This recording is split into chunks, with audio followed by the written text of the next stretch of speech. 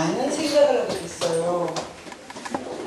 과연 제가 무당으로서 목사님들 앞에서 어떤 말씀을 드려야 될까 생각을 하고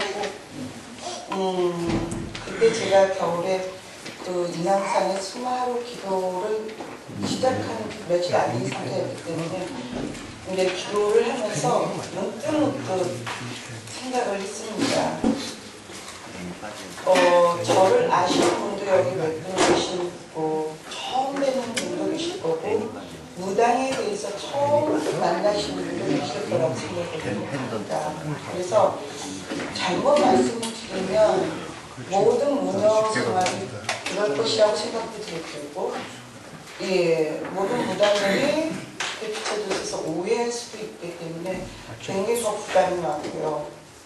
그리고 또 여러분들도 좀 힘을 주시고 그렇기 때문에 설득하게 말씀을 드리면 안 될 것 같아서 어느 날 제가 인왕산에서 기도를 하다가 너무 추워갖고 정말 그 순간에 숨쉬기도 힘들 정도로 폭삭 쉬가 왔을 때 사신님한테 제가 이런 말씀을 드렸어요. 나중에 그 답이나 한번 주십시오. 목사님들 앞에 가서 무녀가 어떤 말씀을 드려야 되며 또 어떤 기도 내용을 말씀을 해야 되는지 한번 답을 주십시오 하니까 아무 답이 없더라고요. 네. 그래서 이 기도가 잘하구나 하는 것 같아서 조용히 내려왔는데 제가 무녀로서 오늘 이 자리에서 여러분들한테 말씀을 드리고 싶은 것은 제가 최근에 몇 년 동안 무녀로서 겪고 힘들었던 것도 겪었고 제 기도 이야기, 제 삶의 이야기를 말씀드리고자 합니다. 그게 가장 이 자리에서 진실이 된 것 같고요. 오늘 아침에 정한수 신당에서 올려놓고 인사를 드리면서 제가 이 말씀을 드리고 나왔어요. 저한테 오늘 이 시간에 이 자리에 서게 하는 것도 또한 천주신령님이 어떤 말씀을 메시지를 통해서 제가 이 목사님들한테 말을 제 솔깃 기도에 겪었던 일을 전하고자 하면서 예수님도 보실 것이고 부처님도 보실 것이고 또한 하늘에 있는 천주신령님들과의 오늘 이 이야기를 들을 것이라는 생각이 들어요.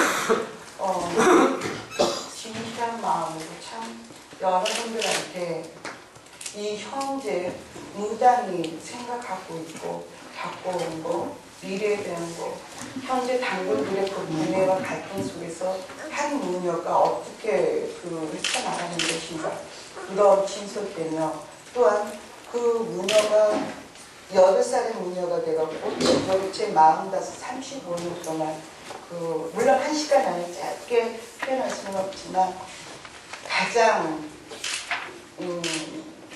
35년이 되고 제 머리에 흰 머리가 나니까 그 천주신령님의 뜻을 강하게 물들은 만큼 이제서야 이해가 가겠어요. 제가 왜 무당이 되었는지 참 그 말씀을 드리고자 합니다.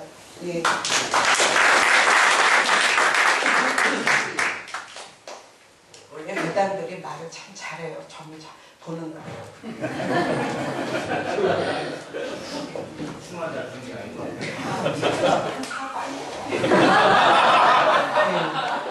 그러면 점 속에서 붓이 되는 거지 붓하고 점 되는 건 아니거든요.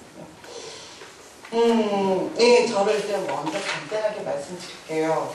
저는 서울에 사는 정순덕 무녀입니다. 올해 45살이고 8살의 무녀가 돼서 지금 35년을 무녀 생활을 하고 있습니다. 제 스승님이 두 분이셨는데 한 분은 8살의 신어머님이 내림해 주신 분이 10살에 돌아가셨고 그 다음에 신의 선생님 큰 제자분한테 14살까지, 13살까지 예, 배우다가 80년도에 저희 신부분이 저를 서울에 이사시켜서 충청남도 서산에서 저는 태어났습니다. 이사 오고 82년도에 김금하 선생님한테 제자로 들어가서 18살 때 이제는 그 이수자로 됐고 21살 적에 잘렸습니다. 예, 이한열이 진원구타 주는 바람에. 예, 그리고 결정적인 거를 내치워진 걸 박종철이 또 진원구타 해주면서 완전히 이제 선생님한테 그걸 뭐라고 하나 박탈당했죠. 예, 그러고 나서 계속 이제 무녀로서 생활을 하면서 그러다가 98년도에 저희 남편을 만나가지고 결혼해서 지금 조용히 아주 아내로서 며느리로서 무당으로서 노력하고 잘 사는데 참 쉽지는 않더군요. 예, 그 종교인 생활하면서 또 남자보다도 여자가 해야 될 일이 참 많아서 시댁과의 그게 굉장히 힘들더라고요. 다른 거는 모르겠는데 어떤 명절이라든가 가정의 행사가 있을 때 또 가서 아내로서 무녀로서 아내로서 며느리로서 해야 되는 게 익숙하지가 않아가지고 좀 힘들었는데 그래도 지금은 남편의 배려가 있어서 잘 하고 나왔는데 이제 그렇게 그냥 무난하게 무녀로서 살아오다가 저희 친정 어머님을 제가 모시고 살았어요. 근데 4년 전에 이제 저희 어머님이 저녁에 식사를 잘 하시고 일어나시면서 바로 그냥 뇌경색으로 뒤에 냉장고에 이렇게 부딪히시면서 쓰러졌는데 그 당시 저희 남편은 이제 외국에 유학을 가 있는 상태였기 때문에 저 혼자서 그것을 보고 아무것도 그 무녀의 굴곡이 그렇게 저는 크지는 않았어요.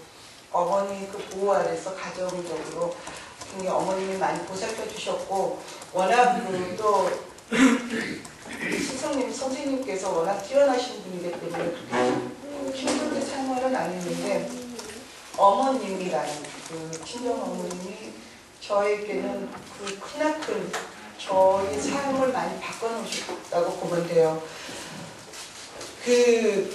저 옆에 41년 동안 같이 어머님이 수족가도 갖고 제 스승님이셨는데 그분이 쓰러지시면서 이제 혼수 상태로 딸려갖고 그 전에는 저는 무녀로서 제가 할 일 아침에만 규칙적으로 제 생활을 하고 기도를 했고 스스로 참 냉정하게 생활을 잘 해왔다고 생각을 했는데 어머니 쓰러지고 중환자실에 들어가는 순간부터는 그 팽팽했던 제 삶 속에서 이게 그냥 송두리째 뿌리가 흔들리더라고요.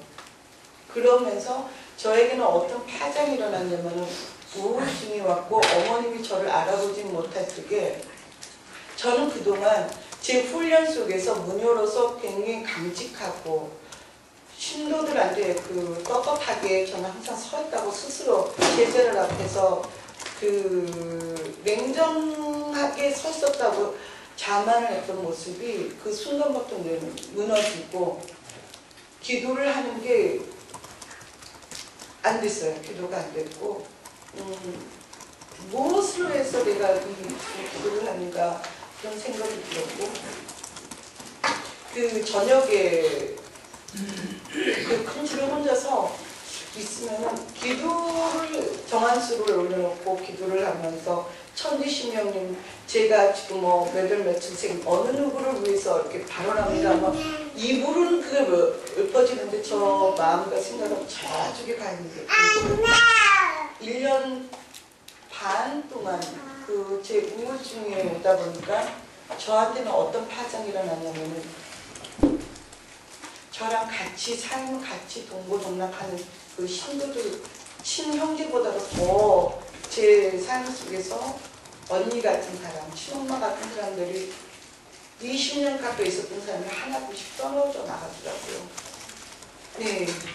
그러다가 어느 날 보니까 제 장부에는 마이너스가 되고 있고 용하다는 그 정순덕 무녀는 어디 갔고 바보가 패닉 상태가 돼 있어갖고 과연 나는 무엇을 하나.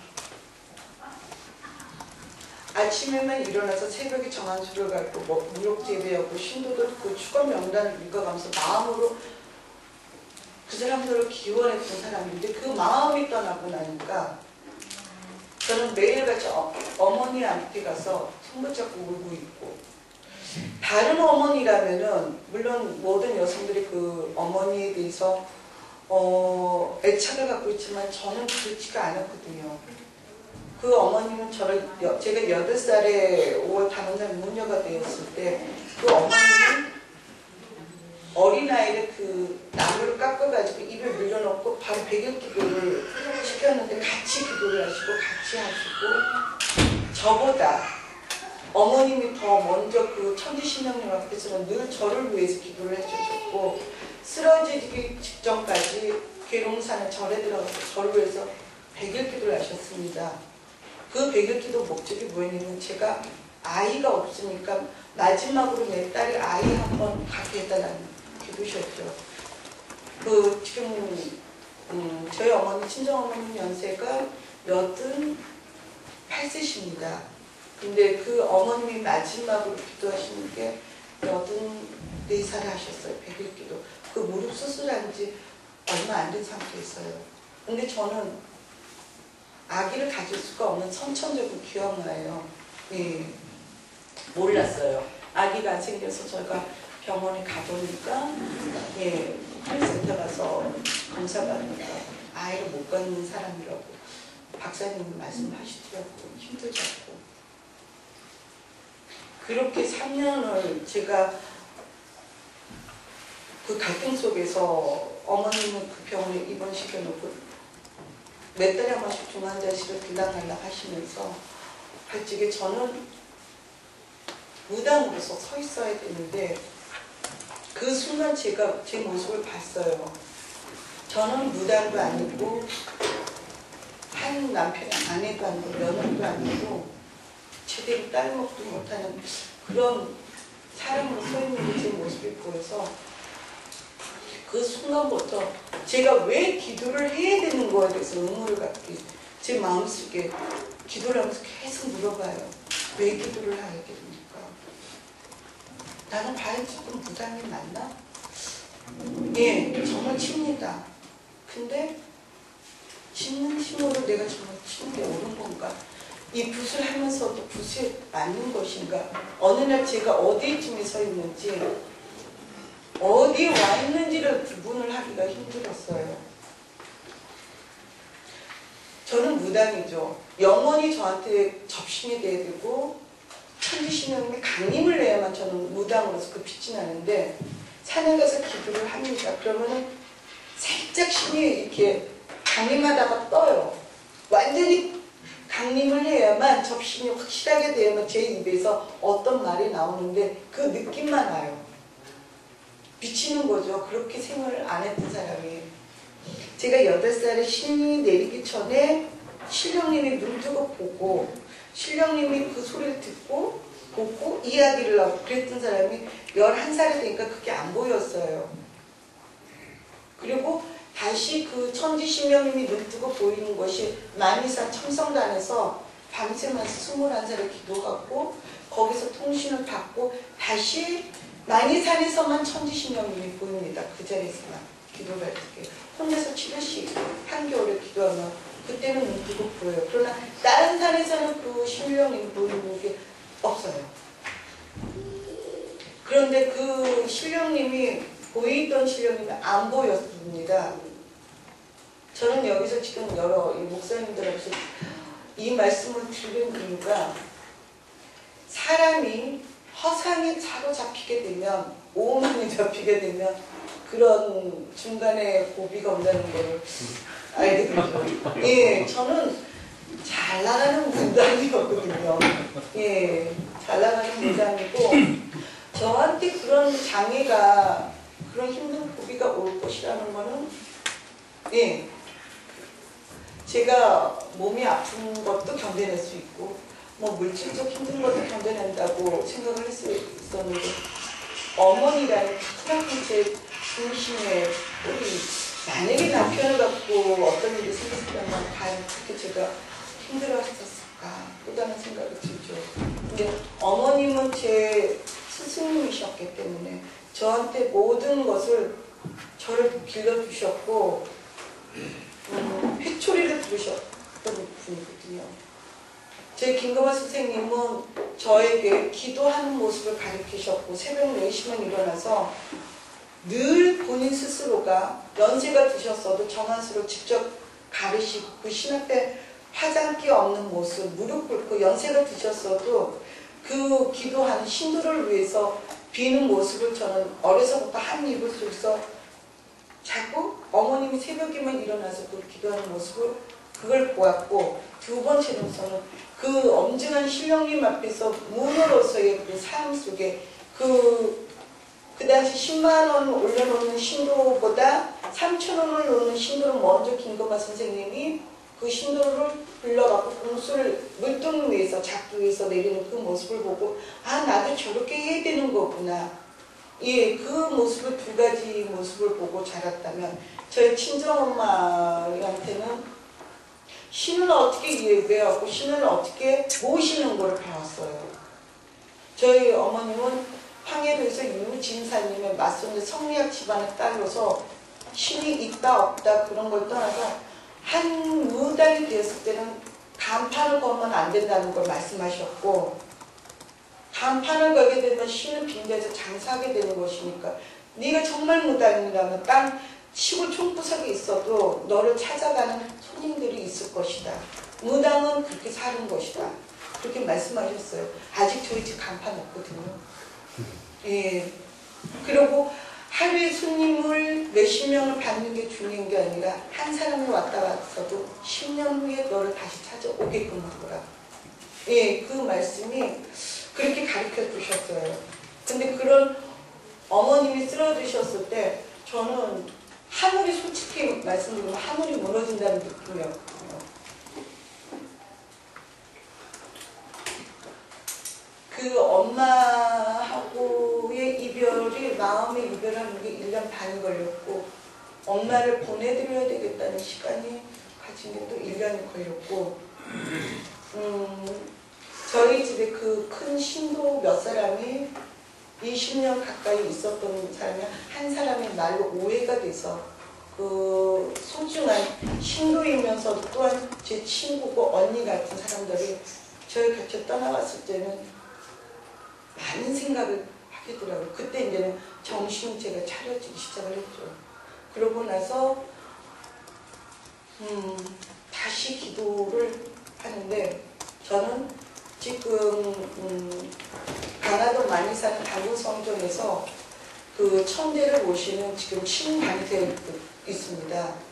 이제 1년에 2번 개천절, 그 다음에 예, 3월 16일 날은 어제 당군 할아버지를 제사를 모시는 그 신관 새벽 임시인제는 성전단에서 고천문을 여는 신관으로 있죠. 그 본당에서 당군성전 본당에서 이제 신관을 하게 되면서부터는 어떤 재질을 받냐면 그 천부경을 이제는 제가 사물신고와 천부경을 하늘에 이제 읽고 하늘에 이제 고할 적에 그 순간에 사제자로서 예, 그 자리 앞에서는 어떤 거짓됨이라든가 어떤 개인의 욕심이라든가 그런 거는 다 배제하고 이 국대비난을 비는 무녀로서 쓰게 됩니다. 여러 분들이 계시죠. 그리고 그 순간의 뒤에는 우리나라의 그런 뭐 신종교분들도 계시고 여러 분들도 오셔서 이제 그 제를 지내는데 저희가 본당이기 때문에 먼저 그 제를 올립니다. 제가 21살 때 처음에 만이산에 가서 혼자 거기 강화도 가서 봉지딱 금음날 예, 이제 하얀 옷을 입고 저 좀 살려주세요. 왜냐하면 스승님한테 내쳐졌으니까 갈 데가 없어서 제가 무당한테 얘기해 주세요. 그랬더니 그 당시 하늘에서 이런 말씀을 들렸어요. 남자분 두 분의 음성을 들었는데 한 분은 장군 할아버님이시라고 했고 한 분은 저희 아버님이셨어요. 무서워하지 말고 이 자리에서 행복하게 놀으라고 그랬어요. 기도하라는 게 아니었어요. 행복하게 놀아라. 무서워하지 마라.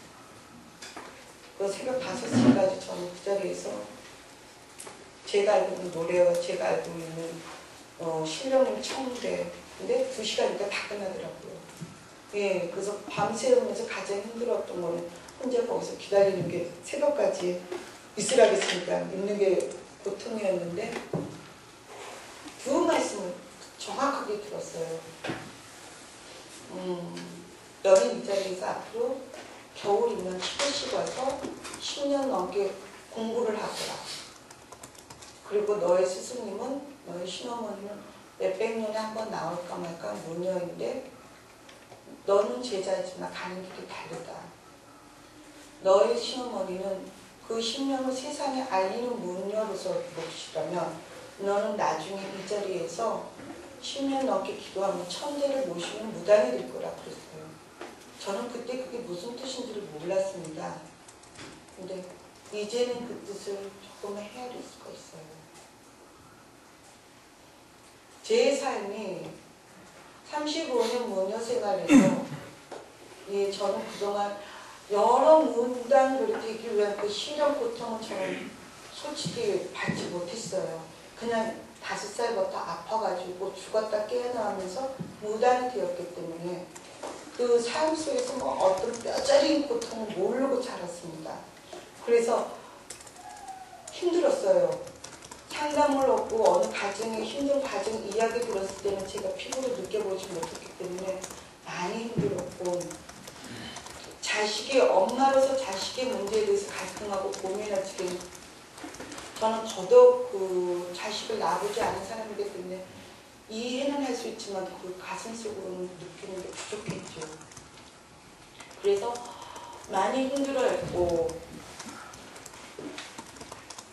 그렇지만 그 아내가 죽은 영혼 진흙 곳에서 그 느껴봤고 남편이 죽은 사람이 진흙을 하면서 제가 그 일주일밖에 안 된 상태에서 진흙을 하면 그 혼이 거의 99% 접신되기 때문에 그 느낌으로 알았습니다. 아버지가 죽고 나서 그 어린아이 아들을 봤을 때 뼈가 다 들어간다는 느낌을 받았어요. 제가 혼이 와서 접신이 되었을 때. 그리고 아내가 죽어서 그 아이들을 낳았을 때 엄마로서 그 가슴이 자식을 놓고 가는 그 엄마의 심정을 제가 그 가슴이 표현할 수 없을 정도로 오그라드는 거 같고 아파요. 그냥 표현할 수가 없이 아프더라고요. 이거구나. 부모라는 것은 이거구나. 근데 또한 부분 무춘이라는 걸 제가 느꼈습니다. 지금 그 혼이 왔을 때 네, 아주 느낄 수 있는 게 남편이 와서 아내를 바라보는 느낌과 아내가 남편을 바라보는 느낌이 이렇게 이래서 결혼하라는 생각이 들었는데 그 하도 부인이 남편을 붙잡고 울어서 제가 이렇게 일부러 의식은 있으니까 손이 가면요 정신적으로 돌아가요. 예, 혼이 안 돼요. 떨어져요. 이렇게 멀어져요. 그러다가 자식을 이렇게 아들을 보면 참 표현할 수가 없어요. 그 어떤 느낌이냐면 아들을 바라보는데 아들아 아버지 없는 세상을 넌 어떻게 살아갈래? 그 12살짜리 꼬마를 보면요 이 뼈가 다 들어가요. 눈물이 벌써 가슴이 아프면서 눈물이 나오는데 아내를 보면 그 눈물이 싹 들어가요. 네. 제가 그리고 남편이 이제 그렇게 죽어서 이제 아내인데 아내가 죽었을 때 그 남편을 보면 원망이 그렇게 예 원망이 남편에게 원망이 참 많더라고요. 그리고 잊을 수 없었던 예 그 한국가스 회사 그 사장님이 평택에서 서울 발령받아 놓고 아침에 첫 출근할 적에 나가가지고 그 교통사고 돌아가신 분이 그 부분은 참 전부가 된 거예요. 그렇고 제가 그 세 분의 진호기를 진진호기인데 하고서 다시는 안 합니다. 그 느낌이 너무 싫어서 몇 개월 지난 다음에 구술합니다. 그 교통사고로 가신 그 분이 혼이 왔을 적에 그 사랑하는 아내를 놓고 남편이 떠나가는 그 느낌인데요. 어떻게 할 줄을 모르겠어요. 제가 그 아내를 놓고 혼이 나가야 되는데 못 떠나가요. 그 아이와 아내를 놓고 어떻게 내 아내가 살아갈 것인가. 9살짜리 아들과 10살짜리 딸을 놓고 그 부인을 놓고 혼이 나가야 되는데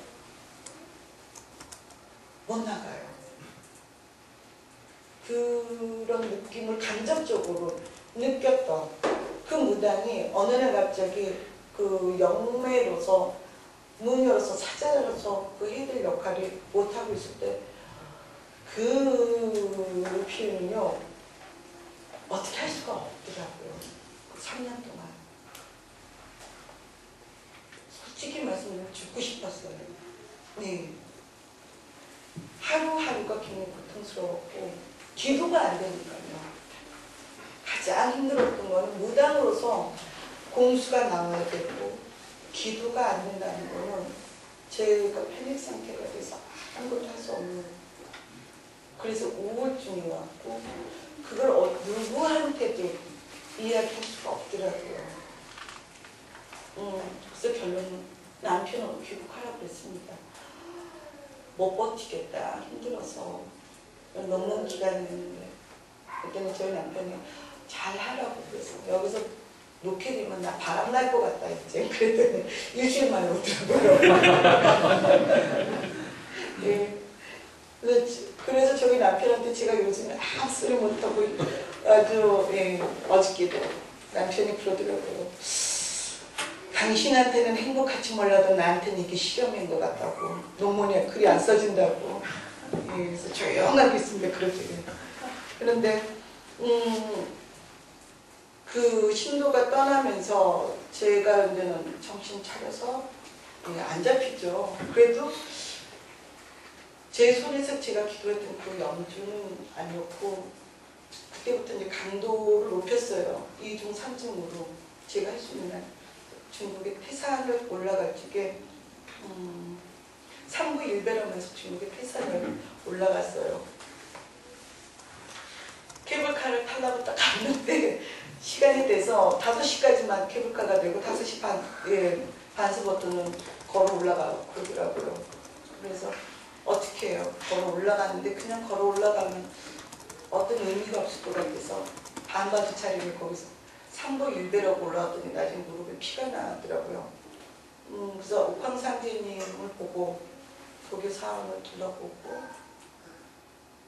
그래서 갔다 와서 만이산을 갔는데 그 백두산까지 가가지고 이제 백두산은 새벽에 천지 앞에서 제가 이렇게 빌었어요. 저에게 이제 와서 신령님이 저를 떠나시면 저는 아무것도 할 줄 아는 게 없고요. 무당으로 살아왔는데 무당이 안 되면 뭘 합니까 제가. 할 수 있는 거는 전문 치는 거가 부신 거예요. 신령님 뜻에서 제가 너무 오만했다고 잘못했다고 천지 앞에서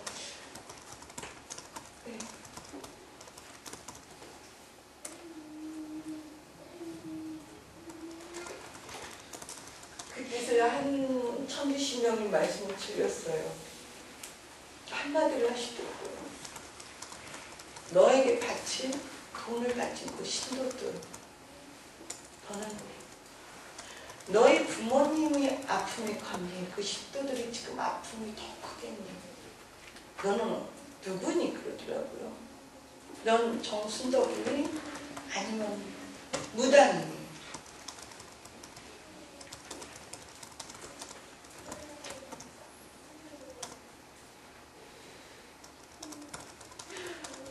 대답 못했습니다. 네. 그 대답을 하기 위해서 1년 동안, 그 대답을 드리기 위해서 1년 동안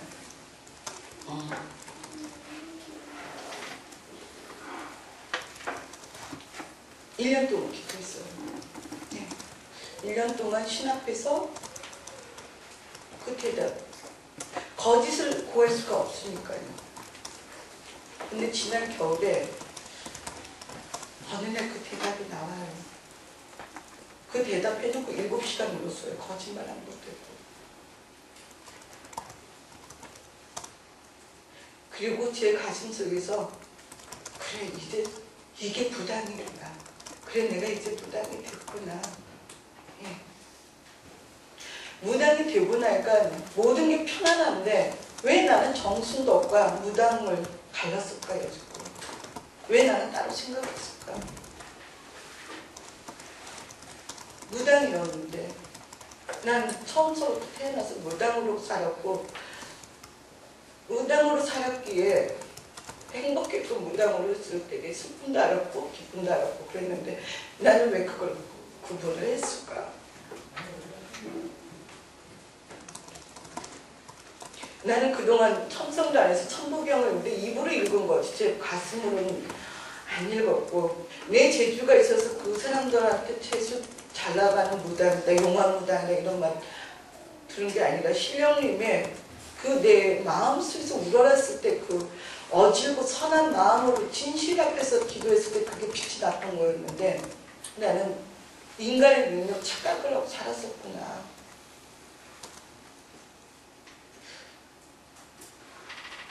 예, 제가 그 무당으로서 올 새해 입춘날서부터 저는 이제 정원 촬영부터 구슬했습니다. 제 모습이 달라진 건 외부에서 달라진 게 아니라 그 단골들한테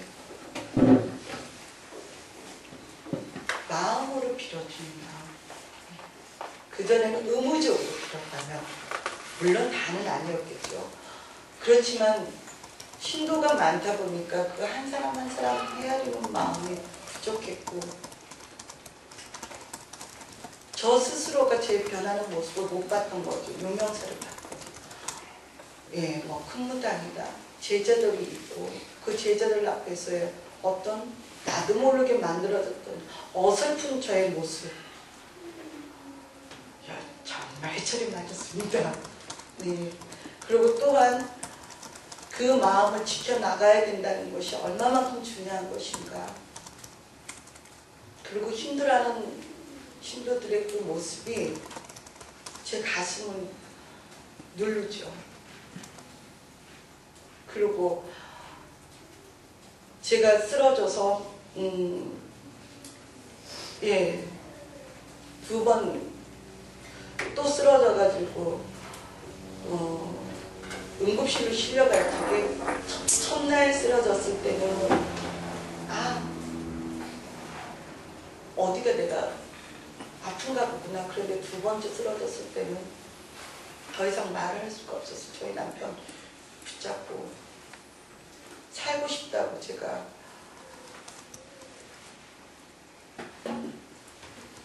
신에 한번 하늘에서 저한테 이 종교인한테 벌을 쓰기에는 칼을 뽑으면 인정사정 없이 친다는 거 뼈저리게 느꼈습니다. 예.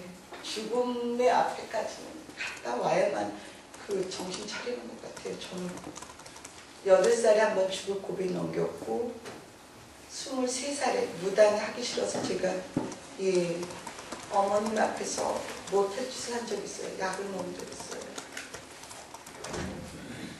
그리고 요번에는 제가 쓰러져서 응급실을 2번 이틀을 실려갔는데 저희 집에서 고려대병원까지 가는 게 삼성교계 때문에 15분밖에 안 걸리거든요.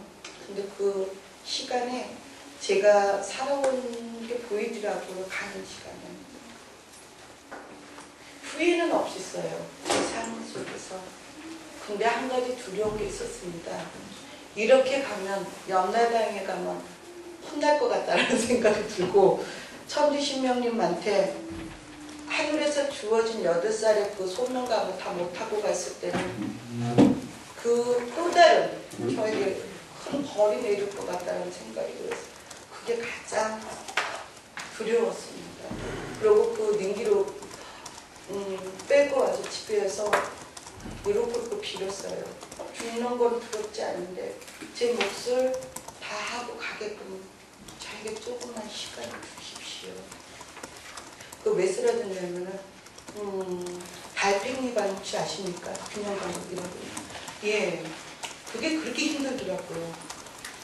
그 순간은 그냥 뭐 서서히 어디 본 게 아니라 자고 아침에 일어나서 백중맞이 하다가 예 그렇게 쓰러진 거겠더니 순간 그게 잠깐 피곤해서 누웠다가 눈 뜨니까 청룡열차가 하늘에서 돌아가더라고요.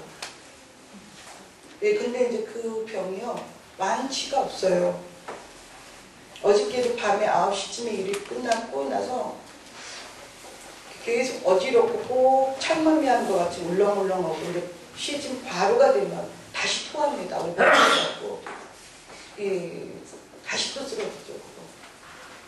그리고 그 병이 힘들고 무녀생활 35년 동안 돈이 남은 게 아니라 골병만 남았어요. 얼마 전에 아파서 갔더니 관절염이 또 2단계로 가고 있다고. 예, 그 저희 남편이 성대 결절도 왔고 잘못 결혼했다고 그러더라고요. 예. 이젠 오늘 제가 여러 목사님들 앞에서 이 말씀을 드리는 것도 저한테는 어떻게 보면 또 행복한 것도 되고 오늘 제 생에 잊지 못할 것 같습니다. 그리고 앞으로 제가 기도를 하면서 많은 것을 이제 느끼게 됐는데 이 세상에 무당이 굉장히 많이 늘어났죠.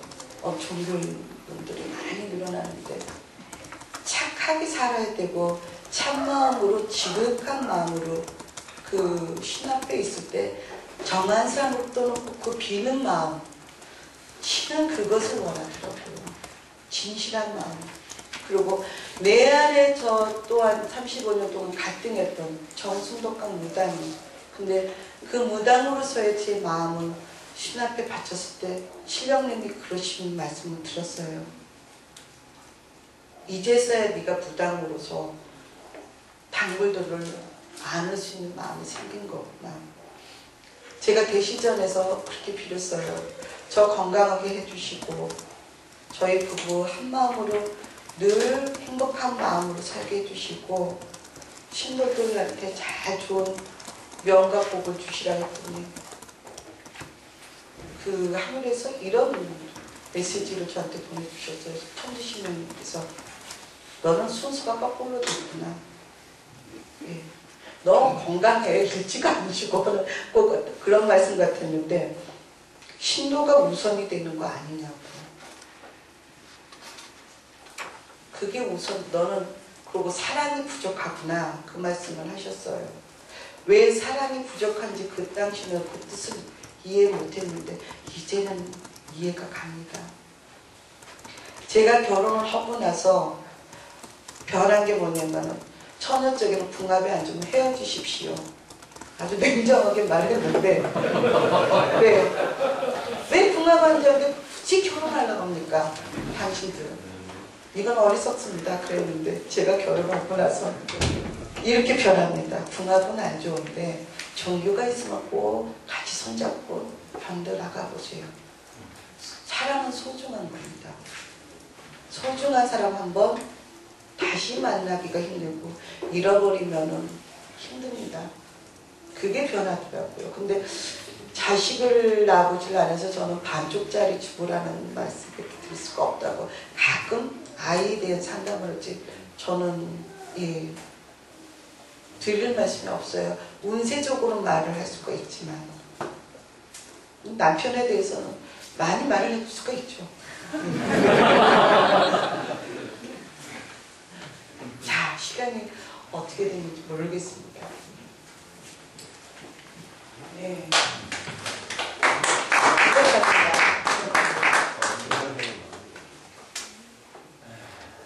질문할 게 많은데 다른 정도. 다른 분들은 아니겠지만 우리는 시간이 되면 설명을 할 수가 있거든요. 하나님하고 교신을 안 하고 네. 가짜 목사들이 많습니다. 가짜 무당. 맞습니다. 그런데 우리 정순도 선생님은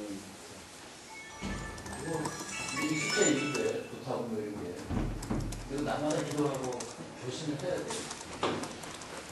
기술적으로 따면 안 되네.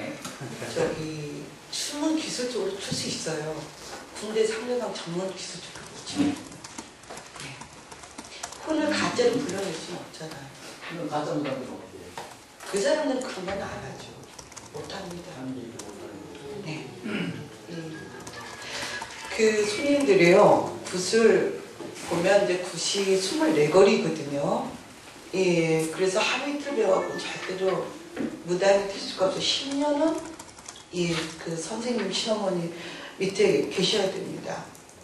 왜냐면 우리 쉽게 표현하자면 살풀이라든가 승무를 배웠지 하루 이틀 춤춰갖고 되지 않잖아요. 예, 6개월 과정은 흉내낼 수가 있죠. 근데 그 손님들이 굿을 의뢰하신 분들이 어디서 이 무당이 용언이 안 용언이라고 판단하냐면 어떤 우리가 비수 칼날에 팔팔 갈았는데 그걸 쇼로 탈 수 있을까요? 못하죠. 벼집니다. 예, 반드시 이 숫도를 갈아갖고 작품날에 올라가는데 그 부정하면 그 자리에서 벼지거든요. 왜 겁안나요? 저 겁나요. 예, 근데 그 무복을 입으면 겁이 안 나져요. 예, 그래서 저는 그 작두 타기 전에 눈이 오나 비거나 항상 목욕 재배해요. 그 손님이 정성을 들여봤자 얼마나 드리겠어요. 저 무당이 작두 타고 내려오면은 우리 집 잘 되는 곳 한다고 했으니까 그 사람은 돈을 놓고 구슬을 하지. 그 무당 칼날에 올랐는데 뭐 신령님 그 만신 무당 발 안 펴지게 해주세요 이런 마음으로 기도하는 사람이 몇 명이나 될까요? 없습니다. 잘 탔고 잘 탄다. 펴질까? 안 펴질까? 그냥 이 상태지. 예, 잘 타고 내려오게 해주세요. 이런 마음이 부족해요. 그래서 저는 벼지면 저만 손해잖아요. 그리고 그 사람이 그 칼날 위에 서 있는 그 고통을 모르잖아요. 그래서 저는 여지껏 꼭 그 작두 타는 곳을 비슷하는 곳이면 그 시간에 항상 머리 모욕해요. 우리 저 신도가 있지만 그래서 저희 남편이 저랑 결혼하고 나서 그걸 알고 있기 때문에 5년 동안은 제가 그 작두 타는 날면은 그 시간에 학교에서 꼭 와서 그 옆에 있어줬어요. 그리고 그 비수는 어느 누가 갈지를 않았고 저희 어머니가 직접 갈았어요. 어린 딸이 작두날에 가서 펴지지 말라고요. 근데 그 어머님이 쓰러졌을 때 저한테는 엄청난 힘들었고 혹시 여기 시골에서 태어나신 분 있으시면 알겠지만 시골에는 염을 쓰는 작두 있어요. 그게 제가 8살에 처음 탄 작두예요. 작두가 없어가지고 외작두 탔어요. 쌍작두가 2날인데 외작두는 하나거든요. 예, 8살에. 그래서 다른 거는 가짜로 할 수가 있어도 처음도 요즘엔 흔히 역학 배우면 되거든요. 기본 1년 정도 배우고 2년, 3년 배우면 운명 뽑을 수가 있으니까. 그렇지만 그 죽은 영매에 대해서 그 혼이 실려가지고 말은 할 수가 없죠. 그거는 어느 누구도 속일 수가 없고 무당은 하늘의 신목입니다. 그리고 우주에 내린 꽃 한쪽이고 전라도 중부지방에서 전라도나 제주도, 경상도는 대나무로 쓰던가 사철나무로 써요. 쉰대를. 그러면은 중부지방에서 위쪽으로는 저는 소나무를 씁니다. 그게 왜냐면 북쪽에는 춥기 때문에 대나무가 안 돼요. 안 자랍니다. 그래서 소나무를 쓰는데 소나무나 대나무나 사계절에 변함없기 때문에 우주에서 가장 맑고 물과 흙 속에서만 살죠. 그래서 그 쉰대를 정합니다. 그래서 그 신대를 갖고 명두, 화경이라고 부르는데, 예, 노쇠. 그 명두를 갖고 소나무에다 매가지고 위로를 맞지요. 그게 어떤 뜻이냐면, 신의 태양이죠. 하늘에서 천지신명님이 그 빛을 딱, 빛 속에서 와고, 그 빛에서 다시 무녀한테 접신이 됩니다. 그래서 하늘의 태양이라고 하고, 명두의 소나무를 주면서 그 순간, 우주의 신목으로서, 무당으로서 그 순간 내림을 하지요. 근데 사람들이 착각을 하기, 내림꽃 해서 무당이 된 거는 아니거든요. 무당이 되기 위한 입문하는 것 뿐이지, 무당이 된 거는 아닌데, 그 수행 과정이 어마어마하게 깊습니다. 사실은 신어머니를 통해서 우리 모든 종교에는 이 경전 칙들이 있는데, 그 무당은 어머니, 신어머니 말씀 따라, 춤 따라 이렇게 배우죠. 구절로서 그냥 계속 어머니 말씀을 외우고, 그래서 무당들이 암기력 굉장히 뛰어나요. 예, 그리고 가장 제가 느끼면서 35년을 하다 보니까 무당은 무식해야만 용어 무당이 돼요.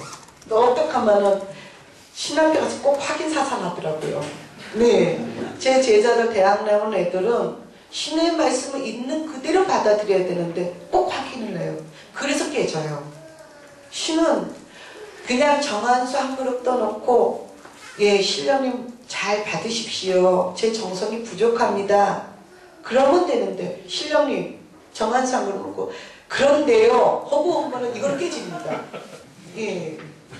그래서 신 앞에서는 많이 배운 사람도 소용없고, 그저 무지하고 아무것도 몰라도 그 정한수 한 그릇 떠놓고, 저희 집에 그 진적구슬 가을에 1년에 한 번씩 큰 구슬을 하는데, 한 번 비가 온 적이 있어요. 근데 그 빗 속에서 촛불을 쭉 켜놓는데, 그 빗 속에서도 그 촛불이 몇 자루는 안 꺼지는 초가 있어요.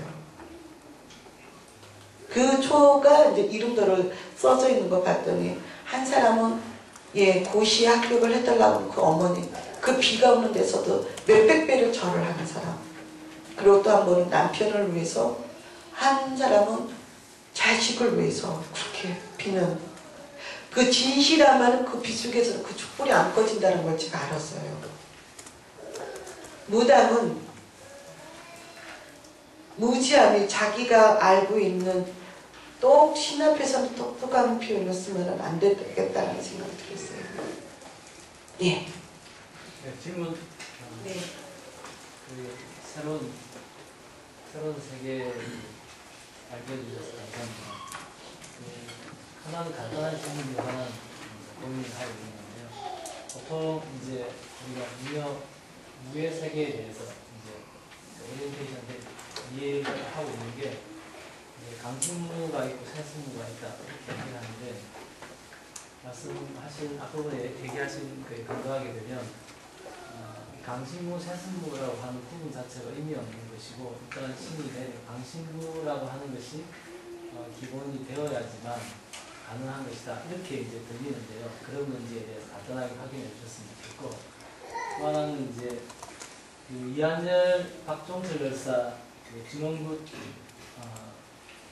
하신 게 이제 문제가 됐다고 말씀하셨는데, 그 문제가 된 이유가 우리가 얼핏 생각할 때 정치적인 이유가 있었을 텐데, 정치적인 이유, 뭐 이제 통상은 이제 그런 정치적인 경랑에 이제 알려되지 않도록 하는 이런 게 있었을 텐데, 이제 그거 외에 그 스승님이 얘기하셨던 영적 의미에 있어서 네가 한 행동이 어떤 부분에서 잘못되었다라고 얘기하신 내용이 있는지 그 얘기를 좀 듣고 싶고, 그 다음에 그걸 거부하고 나오셨을 때에 이제 선생님의 영적 세계에 거부한 게 아니라 잘렸습니다. 잘리고 나오셨을 때에 영적 세계에 어떤 변화를 경험하신 게 있는지. 강신무와 세신무부터 말씀드릴게요. 네, 강신무는 어느 날 갑자기 자고 일어나서 손목 받기 시작해서 내리는 무당도 있고, 대체적으로 아픕니다. 그 아픈 게 왜 아프냐면 기가 바뀌죠. 우리 혹시 여기 참선하시는 분들 계시면 이해가 빠르실 거예요. 기운이 바뀝니다, 몸에. 신은 양입니다. 귀신은 음입니다. 귀신이 붙으면 남자 천하장사도 덜덜덜 떱니다. 죽다고. 왜냐면 땅속에 기운이 들어가기 때문에 사람한테. 그래서 귀신의 손은 가시손, 살손이라고 그러죠. 그래서 귀신이 붙으면은 덜덜덜 춥다고 떠지만 신이 강림하면 한겨울에도 덥습니다. 그래서 얇은 옷을 입고, 왜냐면 신은 우주의 기운이기 때문에 에너지가 몸에서 이 사혈을 뚫고 들어가는데 불이 나죠. 가슴. 그래서 무당이 되려면 가슴이 답답하다고 자꾸 산으로 막 뛰어가고 찬물로 샤워하게 되고 얼음 속에 뛰어들어갑니다. 무당이. 그게 본능적으로 그렇게 돼 있어요. 그래서 아프죠. 많이 아픕니다. 왜? 기운이 바뀌기 때문에. 내 본체의 영혼은 밀려나고 신의 기운이 들어오기 때문에 내 몸이 아플 수밖에 없죠.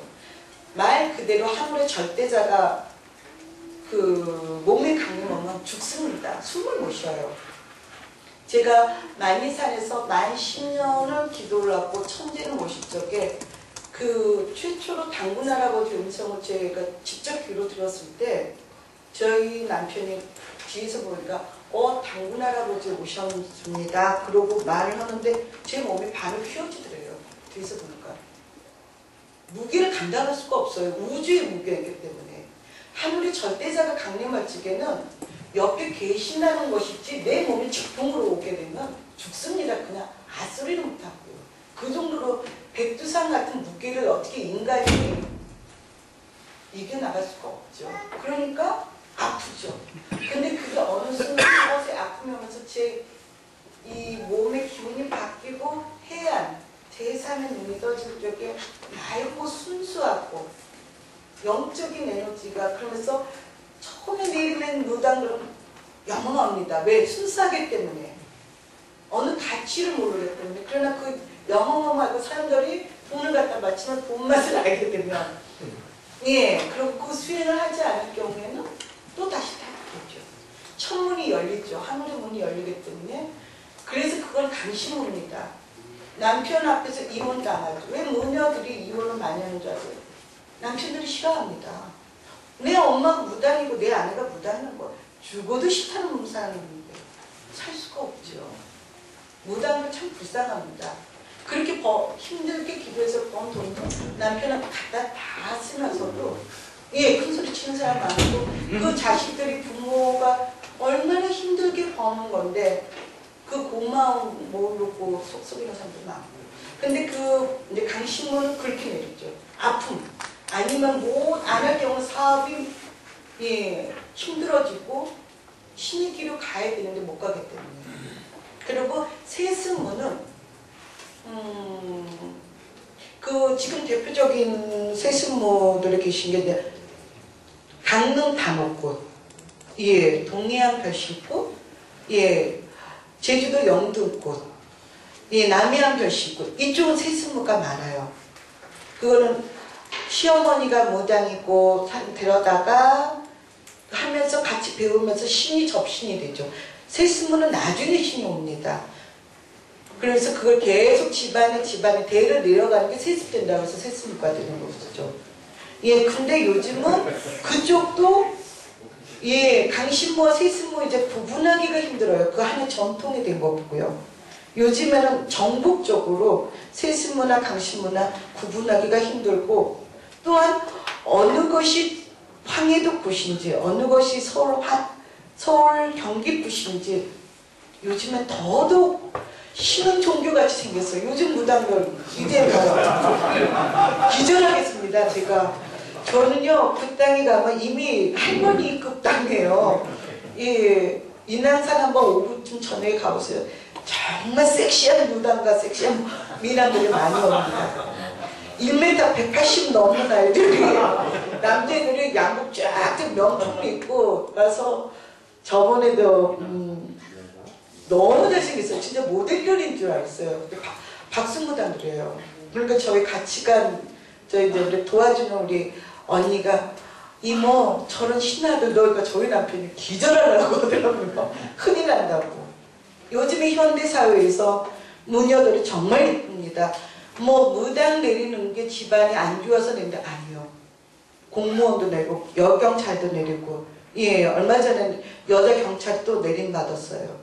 신이 보여서 걔네들은 뭐 그냥 어설프게 내리는 게 아니라 정말 강신분들. 예 스튜어디스가 내리고 예뻐요. 가보세요. 네, 저희 남편이 인터뷰 딴다고 간다고 하더라고요. 예. 그게 세승무와 강신무고 그리고 또한 저는 그 당시에 이하늘 박종철 구슬낸 저희 어머님이 저를 영적으로 뭐 안타까워서 아니에요. 옆에 계신 분들이 잘못 말씀드렸어요. 오해를 하신 거죠. 저는 예, 그 당시 민족무당으로서 그걸 하고 있었는데 저희 어머님은 공연으로 오해를 하신 거예요. 예, 신문에 제가 났기 때문에 그 박종철 진원쿠 하고 나왔을 때 그날 비가 굉장히 많이 왔습니다. 그 어떤 기자가 붓을 제가 너무 잘하니까 학생이 이렇게 붓을 잘할 수가 없는데 배를 가려니까 이제 그게 벌써 프로죠. 그러니까 누구냐고 그래서 저는 김금화 선생님 무형문화재 서해안 풍어제 82호 김금화 선생님 신딸이라고 했더니 그걸 그대로 이제 신문에 낸 거였어요. 그랬더니 옆에서 보시고 어머님한테 순덕이가 이렇게 공연을 하고 다닌다고 이렇게 말씀을 드렸던 거예요. 근데 나중에 이제는 그 해명을 했는데도 이미 어머님이 화가 나서 문화재청에다 바로 전화를 드렸기 때문에 다시 어떻게 할 수가 없었고 근데 나중에 어머님이 미안하다고 사과를 했지만 그 시간까지는 16년이 걸리셨어요. 예. 굉장히 힘들었죠. 예, 그 당시 스승을 잃어버린 제자가 한참 붓을 배우던 제자가 그렇게 잃었을 때는 요즘같이 여기서 내리면 친엄마가 안 맞네 돈 밝히네 자르고 또 저기 가고 저희 때만 해도 그런 걸 없고 한 번 친어머니한테 내림받으면 죽으나 사나 거기 있어야만 된다고 생각했었기 때문에 그게 강승무고 그렇게 된 겁니다. 예, 다음. 한 가지만 더 목회하면 제일 어려운 게 신도를 사랑하는데 네. 그 미운 사람이 없나요? 배웠어요. 그렇죠. 사람 그럼 돈 돌려주나요? 그러니까 신도하고 손님은 다르죠. 예. 그 이해가 안 가요. 예. 신도가 있고 손님이 있고. 예, 그러니까 점손님은 하루에 그런 사람 몇 번씩 이렇게 물고물고 오죠. 예.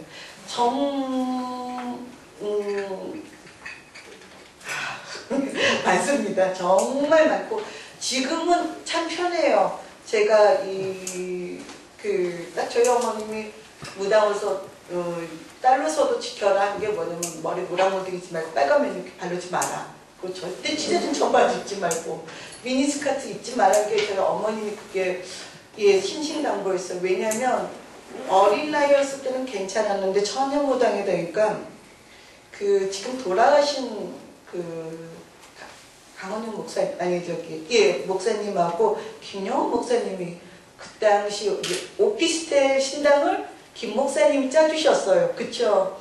그래서 뭐라 그랬냐면 야 여기서 우리 같이 사업하자. 그래서 저는 안에서 상담을 하면 목사님은 밖에서 뭐 하시겠다고 해서 마음대로 하세요. 그랬는데 처녀무당이었을 적에는 그 종로 오피스텔 제가 807호에 살았는데 80%가 남자분이셨어요. 손님이. 근데 결혼하고 나니까는 반대가 되더라고요. 예. 그래서 한참 인기 있던 무당이 결혼하고 나서 인기 떨어졌다고, 그 영혼 떨어졌다고 할까봐, 예, 강도 높게 제가 기도를 했어요. 참 힘들었어요. 왜냐면은 영어마다 처녀무당이 결혼하고 나서 신기 떨어졌다고 그 친구들한테 엄청, 예, 될까봐 굉장히 조심스러웠고, 저희 남편한테 가장 미안했죠. 신혼 때. 신혼여행 가서도 그 기도하는 부채 모시고 가서 기도하고 사랑으로 들어가세요. 그러고 그러니까 저희 남편이 신혼여행을 왔는지 기도를 왔는지 예, 참 미안했죠. 네. 이렇게 신도들의 새벽마다 그 사람들 신도들을 위해서 이렇게 일일이 다 기도해 주시는 것 그것 이외에 특별히 어떤 정말로 우리나라의 강원 안산에서의 그런 천재를 제사를 드리거나 할 적에 제가 여쭈고 싶은 건 어떤 하늘의 기운, 역사의 흐름 이런 것에서 특별히 들리는 어떤 신령님의 음성이라든가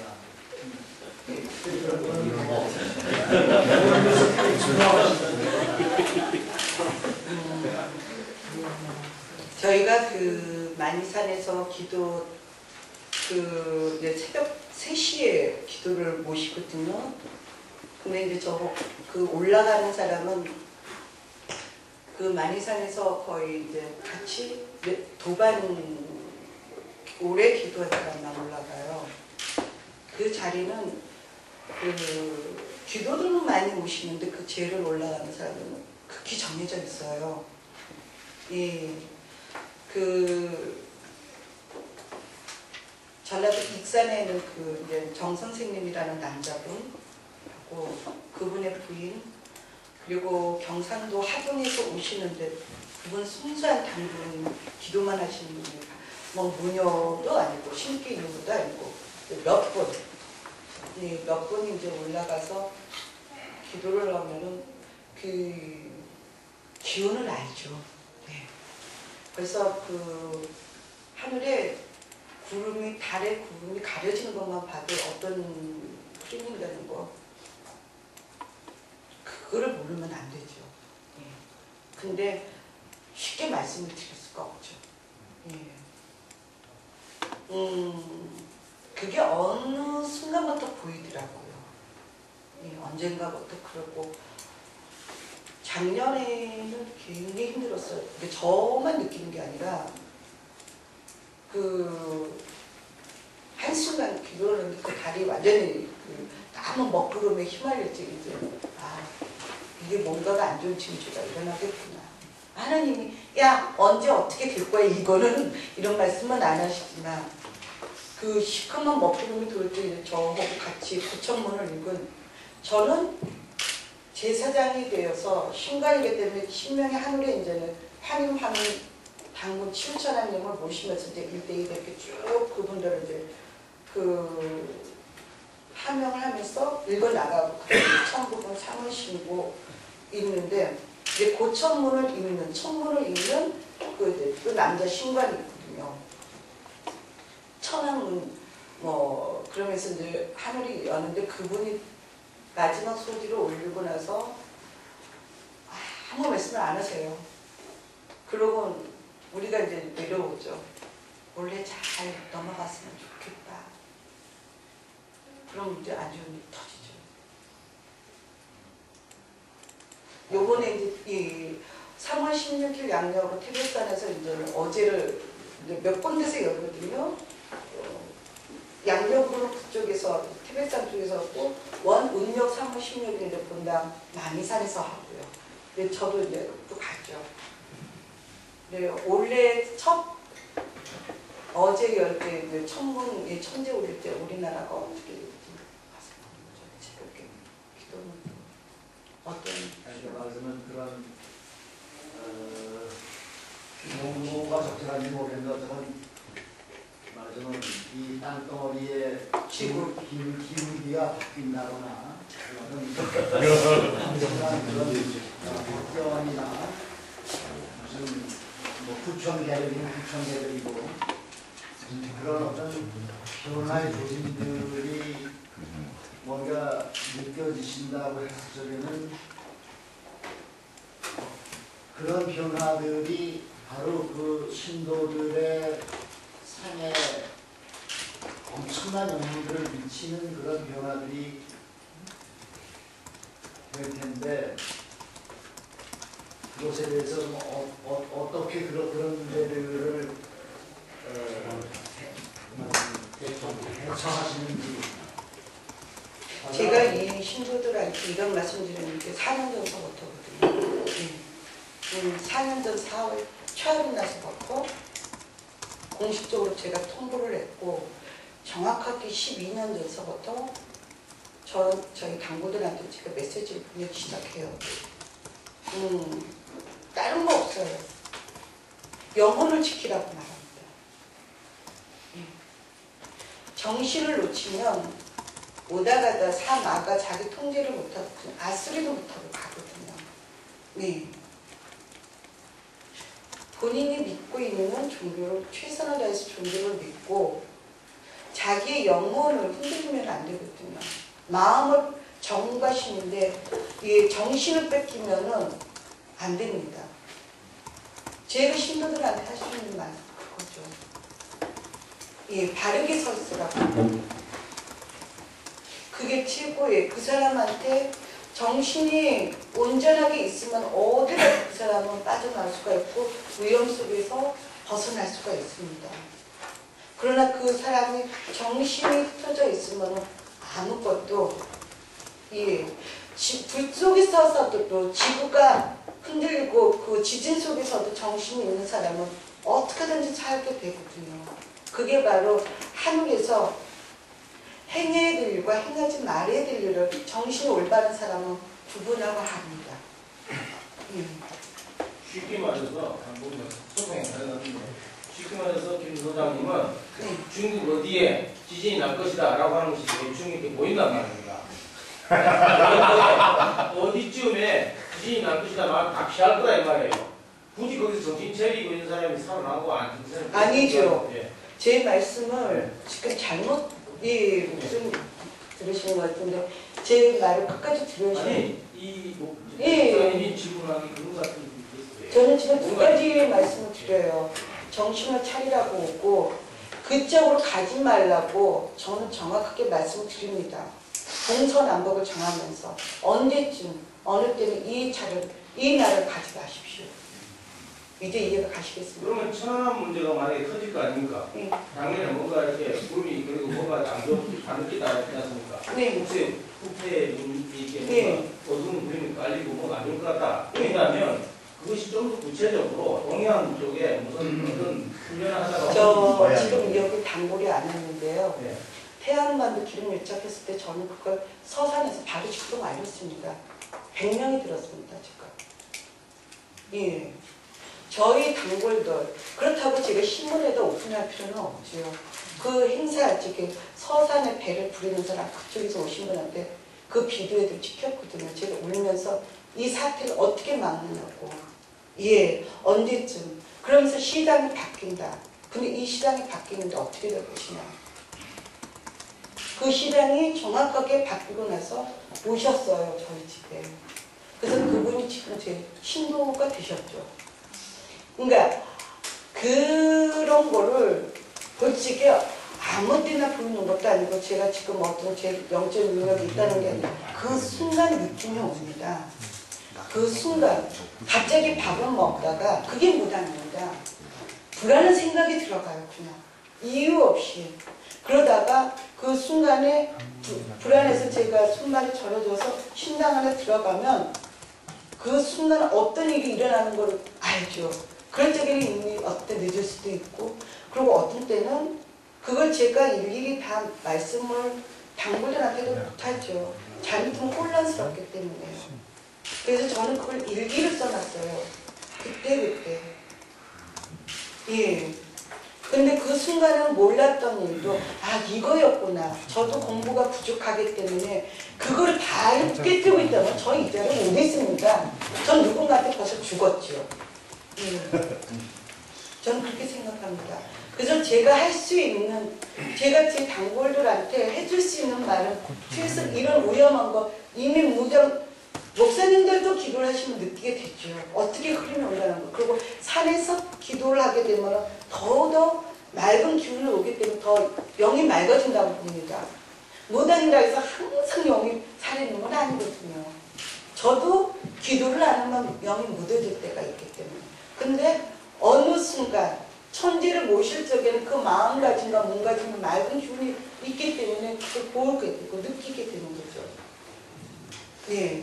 저기 한 가지요. 네. 그 신령께서 그 선악에 대한 판단을 네. 예컨대 안 좋은 사람이 대통령이 되고 싶다거나 되고 싶다거나 그런 그 기복을 원하러 왔을 때 신령께서는 그 상대에 대한 그 판단을 어떻게 할 수 있나요? 예를 들어 히틀러 같은 사람이 이제 그 와가지고 내가 되게 해달라 라고 했을 때 신령이 그 판단 능력이 신령의 지능지수와 성의 어느 제가 저 아는 분이 대통령이 되셨을 때 이 말씀을 드린 적이 있어요. 대통령은 국민이 밉든 싫든 하늘이 정합니다. 네. 그리고 그 사람이 올바르게 대통령 수행을 했는지 안 했는지는 그분이 그 집을 내려서 죽음 앞에 서 있을 때 깨닫게 될 것이겠죠. 그런데 이 말씀을 드린 게 있어요. 대통령은 하늘이 정한다.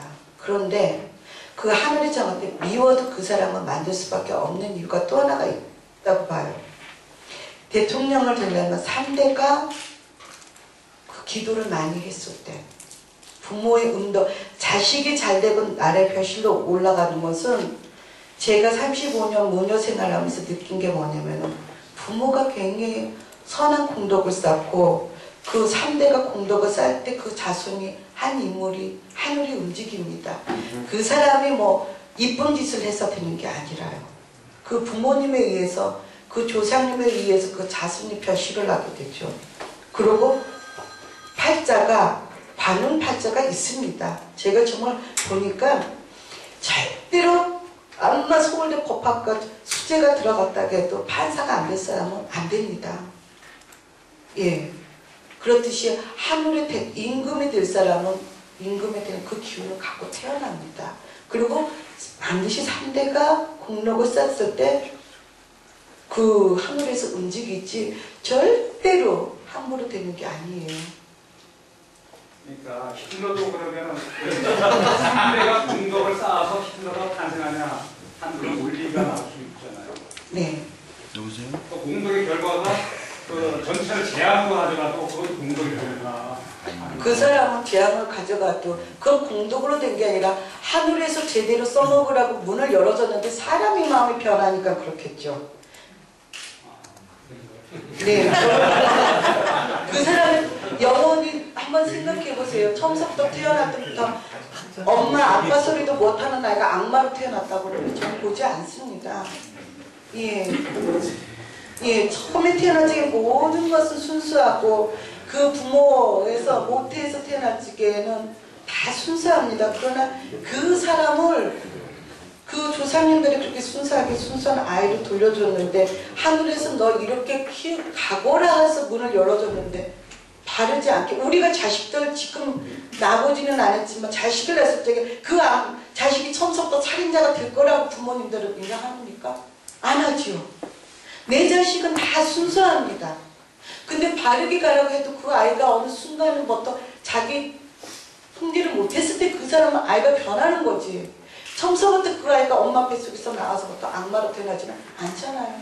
그러니까 신령의 예지력이 네. 그 노스트라다무스처럼 미리 그 히틀러 같은 인물이 저지를 거를 전망해서 미리 좀 내다보는 시각이 있다면 아무 조상의 그 덕이 많다면 제재를 해줘야 되는 것이 신령의 의무가 아닌가 이렇게 있는 거예요. 저는 그 히틀러를 개인으로 보지 않고 그 나라를 보겠죠.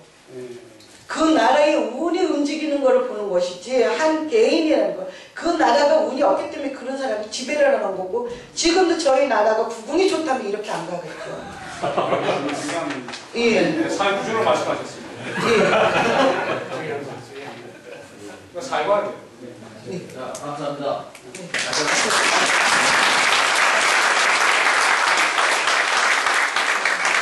오늘 부족한 게 참 많았다고 생각합니다. 예, 그리고 아마 제가 오늘 많은 또한 이 여러 목사님들 앞에서 이렇게 오늘 이야기 대담을 나누고 가는 것이 아마 제 오랜 기억 속에 잊지 못할 거라고 생각이 듭니다. 그리고 솔직히 말씀해서 무당으로서 이렇게 많은 목사님을 뵙는 일도 흔하지가 않습니다. 예, 참 감사하고 저를 또 이렇게 말을 잘 못하지만 이렇게 받아주신 것에 대해서 예, 감사드립니다. 예, 반갑습니다.